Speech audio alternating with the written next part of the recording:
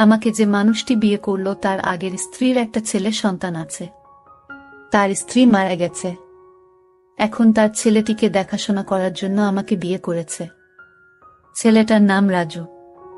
বয়স 12 বছর হবে। আমিও জেনেই বিয়ে করেছিলাম। আমার স্বামী আমায় বিয়ে করেছিল তার কারণ তার ছেলে রাজুকে দেখাশোনা করার জন্য। কিন্তু রাজু ছেলেটি আমার দিকে খারাপ দৃষ্টিতে চেয়ে থাকত। আমি বুঝতে পারতাম সে আমার কাছে কি চায়। একদিন স্বামী একটা কাজের শহরে চলে গেলেন, আর এর মধ্যে বাড়িতে কেউ ছিল না। রাতে রাজু বলল, মা, আমি আমার রুমে একা ঘুমাতে পারবো না। অথচ তার বাবা বাড়িতে থাকতে সে তার নিজের রুমে ঘুমাতো। আমার রুমে ঘুমানোর জন্য আমার প্রতি রাতে বলতো। আমার আসল মা বেঁচে থাকলে আমাকে না করতে পারত না। তুমি মুখে মুখে না করে দিলে এসব বলে কান্না করতে লাগলো। আমি বলেছিলাম, এখন তুমি বড় হয়েছ, তোমার আলাদা রুমে ঘুমাতে যাওয়া উচিত। রাজু মাঝে মাঝে আবদার করত আমি যেন তাকে গোসল করিয়ে দেয়। একদিন তার কান্না দেখে এবং কেন আমার রুমে ঘুমাতে চায় এই বিষয়টা জানার জন্য আমি বললাম, ঠিক আছে, তুমি আজ আমার রুমে থাকবে। রাত যখন 3টা বাজে তখন রাজু আমার সাথে যা করেছিল তা শুনলে তোমাদের চোখ কপালে উঠে যাবে। তাহলে আসল ঘটনাটা বলি। তার আগে আপনারা যারা আমাদের এই ছোট্ট চ্যানেলটির নতুন দর্শক তারা চ্যানেলটি সাবস্ক্রাইব করে আমাদের সাথে থাকবেন। আজ আমার বিয়ে হয়েছে, বাকি সব নতুন বন্ধুর মতো। আমিও আমার বাসর ঘরে বসে আছি, কিন্তু আজ আমার মনে নেই কোনো সংকোচ, নেই কোনো স্বপ্ন, আর নেই নতুন সংসার সাজানোর ইচ্ছা। কারণ আজ প্রথমবার নয় যে আমি এভাবে নতুন বউ সেজে বসে আছি। এর আগেও ছিল এরকম একটি রাত যে কারোর জন্য এভাবেই বসেছিলাম। আজ হয়তো সব একই রকম, শুধু মানুষটি বদলে গেছে। হঠাৎ দরজা থেকে কারো আসার আওয়াজ শুনলাম। সে আর কেউ নয়, আমার নতুন স্বামী শাহজাহান। আমি উঠে সালাম করলাম। শাহজাহান বলল, সালাম করা লাগবে না, বরং আপনি বিছানায় শুয়ে পড়ুন। আমিও সোফায় শুয়ে পড়ি।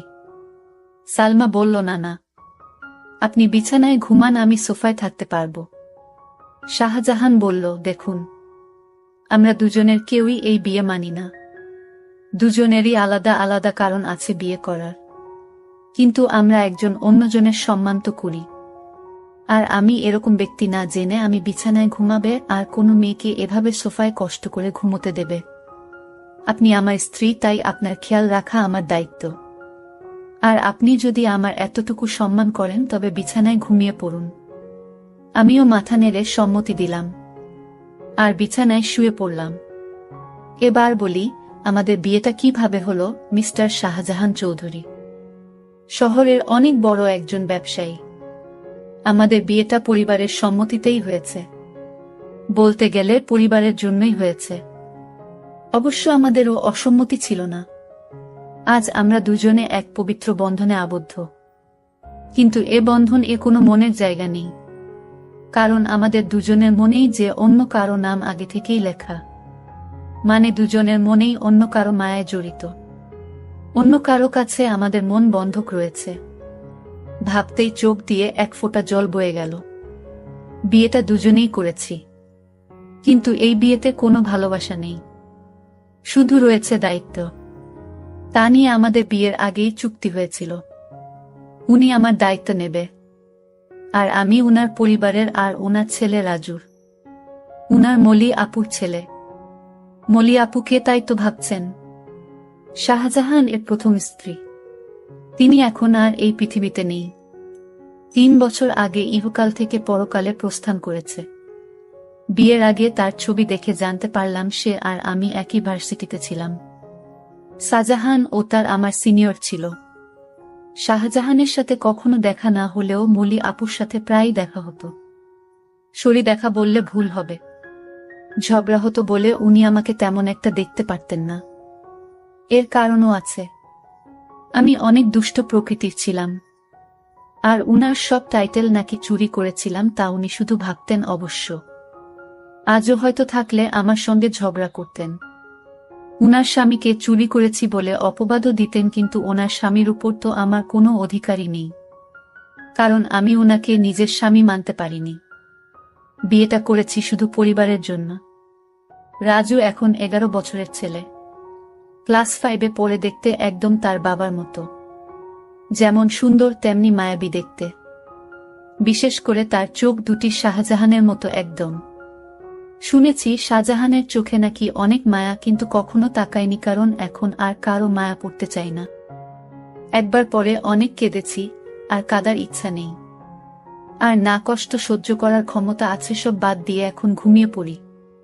ঘুম থেকে উঠলাম, সকালের আলো যখন চোখে এসে পড়ল, উঠে দেখি শাহজাহান এখনো ঘুমোচ্ছে, কিন্তু জানলা থেকে আসা আলো তার ঘুমে ব্যাঘাত দিচ্ছে। তাই পর্দা বন্ধ করে দিয়ে আসলাম। এসে রেডি হয়ে বাইরে চলে আসলাম। এসে দেখি আমার শাশুড়ি মা আর ভাবি আগে থেকেই উঠেছে। আরে বোমা, তুমি এত সকালে কেন? আমি বললাম, আসলে মা ঘুম ভেঙে গিয়েছিল তাই।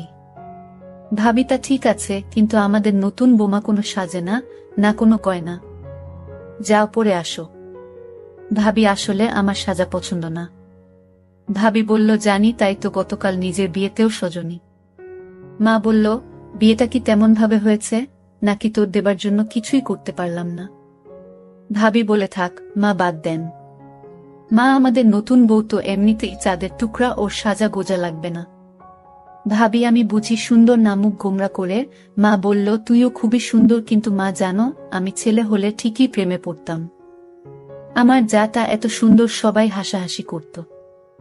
সালমা বলল, মা আমি আপনাদের জন্য চা বানিয়ে আনি। মা বলল, আরে না, তুই বস, আমরা সব করব।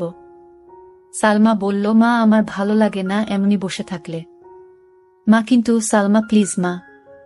ভাবে বলল, আচ্ছা তাহলে আমি সাহায্য করি, আর সাথে অনেক গল্প করব, কেমন? সালমা, আচ্ছা। সালমা চা বানালো, আর রানু ও ভাবির সাথে গল্প করল। আসলে গল্প করছিল না, শুধু শুনছিল। চা বানানো শেষে নিয়ে আসে। এসে দেখে মা, বাবা আর শাহজাহানের ভাইয়া বসে আছে। বসে বসে গল্প করছে, সবাইকে চা দিল। বাবা বলল, অনেক মজা হয়েছে, তোমার চায়ের থেকেও মজা হয়েছে। শাহজাহান, হ্যাঁ, অনেক অনেক ভালো হয়েছে। রানুকে একটু চা বানানো শিখিয়ে দিয়ে। রানু, কি এত বড় কথা, কাল থেকে 7 দিন তোমার চা বন্ধ? বাবা বলল, না না, আমি তো দুষ্টুমি করে বলেছি। তুমি তো জানো আমি চা ছাড়া থাকতে পারি না। এভাবে সবাই চা খেয়ে নিলাম। তারপর আমি আমার স্বামী রুমে গেলাম, গিয়ে দেখি অবাক কাণ্ড। শাহজাহানের ছেলে, অর্থাৎ আমার স্বামীর ছেলে তো আমারই ছেলে, সে তো বড় দুষ্টু হয়ে গেছে অল্প বয়সে। মনে হয় পেকে গেছে। গিয়ে দেখি একটা পুতুল হাতে নিয়ে বলছে, তুমি কবে আমার হবে মা, কবে আমায় কাছে টেনে নেবে? আমি যে আসতে পারছি না মা। আমি অবাক হয়ে তার কথাগুলো শুনতে পেলাম, কোনো মাকে সে চায়, আর মায়ের কাছে তার কিসের চাওয়া? আর তার মা তো বেঁচে নেই। তাহলে আমাকে নিয়ে কিছু বলছে নাকি? এত ছোট ছেলেই বয়সে পেকে গেছে। কি বলছে কিছুই বুঝতে পারছি না। কিছুদিন পর আমার স্বামী ব্যবসার কাছে বাইরে গেলেন। কিছুদিনের জন্য রাজু ছেলেটি আমার দিকে সব সময় এক অদ্ভুত দৃষ্টিতে তাকিয়ে থাকে। মনে হয় তার চোখের ভিতর হাজারো পিপাসা। আমি হঠাৎ জিজ্ঞেস করলাম, এই রাজু, তুমি এভাবে আমার দিকে তাকিয়ে কি দেখছো? আমি আপনার চেহারা দেখছি, আপনার চেহারায় এতটাই মায়া যে আপনার চেহারায় আমি একটা অদ্ভুত জিনিস দেখতে পাই। আমি তো তার কথা শুনে অবাক, এতটুকু বাচ্চা ছেলে এসব কি বলে? হঠাৎ আমাকে জিজ্ঞেস করে ফেলল, আচ্ছা মা, তুমি বাবাকে কেন বিয়ে করলেন? আমি বললাম, দেখো তুমি ছোট মানুষ, আর তাই তোমাকে দেখাশোনার জন্য তোমার বাবা আমাকে বিয়ে করেছে। রাজু ইদানিং দেখছি আমার দিকে অদ্ভুত দৃষ্টিতে তাকিয়ে থাকে। আমি যেখানে যাই সেখানে আমাকে ফলো করে। আমি গোসল করতে গেলাম। রাজু বলছে, মা অনেক দিন হলো আমার মা আমাকে গোসল করিয়ে দেয় না, আমাকে ভাত খাইয়ে দেয় না। মা, তুমি তো আমার মা, যেহেতু আমার আগে মা মারা গেছে। এখন আমার মা হিসেবে আমার আব্বু তোমাকে বিয়ে করে এনেছে মায়ের শূন্যতা পূরণ করার জন্য। মা, আমাকে তোমার হাতে গোসল করিয়ে দাও। আমি বললাম, দেখো রাজু, তুমি যখন ছোট ছিলে তখন তোমার মা তোমাকে গোসল করিয়ে দিত, আর এখন তো তুমি বড় হয়েছ, তুমি নিজ হাতে গোসল করতে শিখেছ। তাই এখন আর আমি তোমাকে কিভাবে গোসল করিয়ে দেয়? তুমি নিজেই করতে পারবে বাবা। সৎমা পর কখনো মা হয় না। আমি বুঝতে পারলাম আমাকে তোমার কোনো হেল্প করতে হবে না। এই বলে রাজু চলে গেল। আমি চিন্তা করলাম আমার কি কোথাও ভুল হয়েছে। আমি তো এখন তার মা, আর তাই মা হিসেবে আমার কর্তব্য পালন করা উচিত ছিল। কিন্তু তো তার বাবা বাড়িতে থাকাকালীন আমার হাতে গোসল করতে চাইতো না। আজ বাড়িতে তার বাবা নেই। আসলে কারণটা কি, বিষয়টা আমি কিছুই বুঝতে পারছি না। এসব ভাবতে ভাবতে রাতের রান্না শেষ করে আমার রুমে গিয়ে রাজুকে ডাক দিলাম। গিয়ে দেখি আমার একটা ছবি হাতে নিয়ে ছবিটির সাথে কি যেন বলছে, আর ছবির সাথে এক অদ্ভুত আচরণ করছে, আর বলছে আমার মনের আশাটুকু কবে পূরণ হবে মা। রাজু চোখের পানি ছেড়ে কান্না করছে আর বলছে। আমি ডাক দিলাম, রাজু তুমি কান্না করছো কেন, তোমার কি হয়েছে? কিছু হয়নি মা, আমি আসছি, তুমি যাও। আমি এক গভীর চিন্তায় পড়ে গেলাম। রাজু আমার কাছে কি চায় তার দৃষ্টিভঙ্গি আমার কাছে স্বাভাবিক মনে হচ্ছে না। রাজু খেতে বসলো আর তার মাকে বলতে লাগলো, মা আজ রাতে আমি তোমার রুমে ঘুমাবো। আমার ওই রুমে একা একা ঘুমাতে ভয় লাগে। আমি বললাম, রাজু তুমি এখন বড় হয়েছ, তোমার ভয় পাবার কথা না, তুমি তোমার রুমে ঘুমাও, কিছু হবে না। রাজু আমার কথা জবাবে বলল, আরে মা, আমার আসল মা যদি বেঁচে থাকতো তাহলে এভাবে মুখে মুখে না করতে পারতো না। আমার সব ইচ্ছা আমার মা পূরণ করত। আচ্ছা রাজু, তোমার কাছে একটা প্রশ্ন, তোমার আব্বু যখন বাড়িতে ছিল তখন তুমি তোমার সব আবদারের কথা বলতে না। এখন তোমার আব্বু বাড়িতে নেই, আর এখন তোমার অনেক আবদারের কথা বলছো কেন বাবা? মা তুমি আমার কষ্ট বুঝবে না? আমি তো কিছুই বুঝি না, সব তুমি বোঝো। এসব কথা বাদ দিয়ে এখন ঘুমাতে যায়। রাত অনেক হয়েছে। রাজু চোখের পানি ছেড়ে তার রুমে চলে গেল, আর আমি শুয়ে শুয়ে রাজুর আবদারের কথা ভাবতে লাগলাম। রাজু আমার রুমে ঘুমাতে চাই, তার নাকি নিজের রুমে থাকতে ভয় করে। আবার বলে তাকে গোসল করিয়ে দিতে, আমার ছবি হাতে নিয়ে ছবিটির সাথে গুনগুনিয়ে কি জানি বলে। না, আমি কিছুই ভাবতে পারছি না। এসব ভাবতে ভাবতে আমার কিছুতেই ঘুম আসছে না। হঠাৎ রাজুর রুমে একটা আওয়াজ শুনতে পেলাম। আমি জানালা দিয়ে উকি দিয়ে দেখি ছবিটি হাতে নিয়ে ছবির সাথে এক অন্য রকম আচরণ করছে, আর মাঝে মাঝে হাসছে, আবার কান্নাও করতেছে। আমি এসব ভাবতে ভাবতে পাগলের মতো হয়ে গেলাম, কিছুতেই ঘুমাতে পারছিলাম না। কিন্তু হঠাৎ আমার মাথায় একটা বুদ্ধি এলো। আসলে রাজু আমার কাছে কি চায় তা আমার জানতে হবে। তাই আমি সিদ্ধান্ত নিলাম, আমি আমার রুমে তাকে থাকতে দিব, আর আমি ঘুমাবো না, ঘুমের ভান করে থাকব। তাহলে বুঝতে পারবো আসলে রাজু আমার কাছে কি চায়, তা স্পষ্ট হয়ে যাবে। তারপর দিন আমি রাজুকে বললাম, রাজু আজ তোমাকে আমার নিজের হাতে খাবার খাইয়ে দিব, তুমি খাবে? না না মা, আমি তোমার হাতের খাবার খাবো না, কারণ তুমি আমার আবদার পূরণ করো না। ঠিক আছে বাবা, তোমার সব কথা রাখবো, তুমি এবার আমার হাতে রান্না করা খাবার খেয়ে নাও। সত্যি বলছো মা? সত্যি, সত্যি। এবার রাজু খুশি হয়ে সে আমার হাতের খাবার খেলো। ঠিক আছে বাবা, তাহলে তোমার আজকে তোমার রুমে থাকতে হবে না, তুমি আমার রুমে ঘুমাবে। কারণ আমি এখন বুঝতে পারছি বড় রুমে থাকতে তোমার ভয় লাগে, তাই না? তাহলে তুমি আমার কষ্টটুকু বুঝতে পেরেছ। তারপর রাজুর বাবার ফোন আসলো। সে ফোনে জানিয়ে দিল আমার আসতে আরো 15 দিন দেরি হবে। তুমি ছেলের প্রতি খেয়াল রেখো। আমি মনে মনে একটু খুশি হইলাম, কারণ যদি আমার স্বামী এসে পড়তো তাহলে রাজু আমার কাছে কি চায় তা হাতে নাতে ধরতে পারতাম না। ভালোই হলো। তারপর রাতের খাবার খেয়ে রাজুকে ডাক দিলাম, রাজু তুমি আমার রুমে আসো, আজ তুমি আমার রুমে ঘুমাবে। শুধু আজ নয়, যতদিন তোমার বাবা আসবে না ঠিক ততদিন পর্যন্ত, বুঝলে? লক্ষ্য করলাম রাজু অনেক খুশি হয়েছে। তারপর রাতে ডিনার করে আমি ঘুমের ভান করে শুয়ে রইলাম। এদিকে রাজু শুয়ে পড়ল। রাত যখন 3টা বাজে তখন দেখি রাজু ধীরে ধীরে বিছানা থেকে উঠে পড়ল। তারপর রাজু ভালো করে আমাকে দেখল আমি ঘুমিয়েছি কিনা।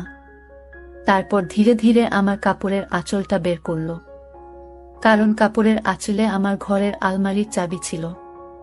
আমি যেন আর না পাই, আর তাই সে ধীরে ধীরে চাবিটা আঁচল থেকে তার হাতে নিয়ে নিল। তারপর আলমারিতে থাকা তার মায়ের স্বর্ণের গহনা ছিল, আর আলমারিটা খুলে সকল স্বর্ণ অলংকার সে একটা শপিং ব্যাগে নিয়ে নিল। ব্যাগ তার রুমে নিয়ে রেখে আসলো। তারপর চাবিটা আঁচলে বেঁধে রেখে দিল। তারপর ঘুমিয়ে পড়ল। আমি ঘুম থেকে জেগে উঠি।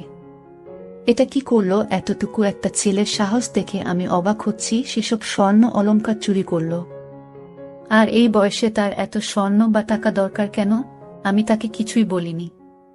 সকালে উঠে রাজু বলল, মা, তাড়াতাড়ি খাবার দাও, আজ একটু জলদি স্কুলে যেতে হবে। ঠিক আছে, আমি নাস্তা দিচ্ছি, খেয়ে স্কুলে যাও। সে তাড়াহুড়া করে খাবার খেয়ে ব্যাগটি নিয়ে ঘর থেকে বের হতেই আমিও তার পিছু নিলাম।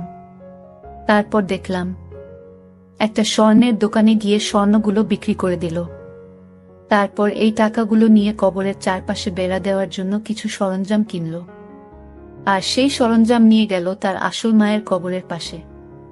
আর মায়ের কবরের চারপাশে বেড়া দিয়ে খবরটাকে সুন্দর করে তুলল, যেন গরু ছাগল যেতে না পারে।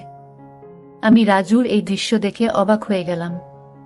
এতটুকু একটা ছেলে, মায়ের প্রতি ভালোবাসা, কিন্তু চুরি করে কেন করল? পরে আমি রাজুকে বললাম, বাবা, আমি তোমার সব কার্যকলাপ দেখেছি, তুমি চুরি করলে কেন? মা, তুমি জানো এখন আমার মায়ের টাকা দিয়ে কিনা আমার বাবা আমার মাকে অনেক কষ্ট দিয়েছে, আর তাই আমি আমার মায়ের সম্পদ বিক্রি করে মাকে দিয়ে আসলাম। ভালো করেনি মা। বাহ রাজু, তোমার মতো সন্তান যদি প্রতিটি ঘরে ঘরে থাকতো, তাহলে পৃথিবীটা অনেক সুন্দর হয়ে যেত। মায়ের প্রতি এমন ভালোবাসা দেখে আমি মুগ্ধ হলাম।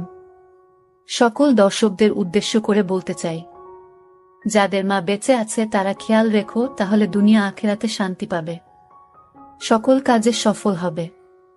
আর হ্যাঁ, মা ছাড়া এই দুনিয়াতে আপন কেউ নেই। যার মা নেই তার এই দুনিয়াতে কেউ নেই। বন্ধুরা, আজকের গল্পটা কেমন লাগলো তা কমেন্ট করে জানাবেন। আর আপনারা কোন ধরনের গল্প পছন্দ করেন তাও কমেন্ট করে জানাবেন। সকলে ভালো থাকবেন, দেখা হবে নতুন কোনো ভিডিওতে। ভিডিওটি শেষ পর্যন্ত দেখার জন্য সবাইকে অসংখ্য অসংখ্য ধন্যবাদ।